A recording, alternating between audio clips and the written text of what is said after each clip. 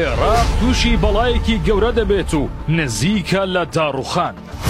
لە بڕیارێکی چاوەڕوان نەکراودا بەیانی ئەمڕۆ بەرپرسانی حکوومەتی عێراق بە هەواڵێکی دڵهەژێن لە خەو هەستان. ئاماژ دوایەوەی ڕەجەب تەیب ئەردۆغان بە واژۆیەک کۆتایی بەڕێکەوتنی 52 ساڵەی نێوان ئانقەرە و بەغدا هێنا.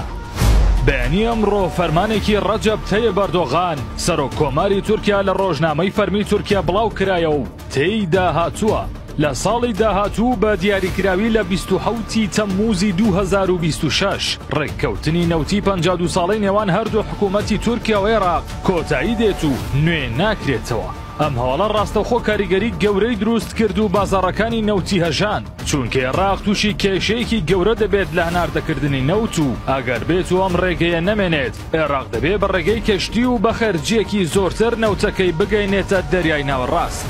ڕێککەوتنی ئانقەرە و بەغدا بۆ جاری یەکەم لە ساڵی 1973 لە نێوان تورکیا و عێراقدا واژۆ کرا و چەند جارێک نوێ کراوەتەوە. دوایین جار کە نوێ کرایەوە لە ساڵی 2010 بوو، کاتێ بۆ ماوەی 15 ساڵ درێژ کرایەوە و ئەگەر بێت و ئەم ساڵ نوێ نەکرێتەوە ساڵی داهاتوو کۆتایی دێت و عێراق و تەنانەت هەرێمی کوردستانیش ناتوانن هیچ بڕەنەوتێک لە ڕێگەی تورکیاوە هەناردەی بەندەری جیهان بکەن.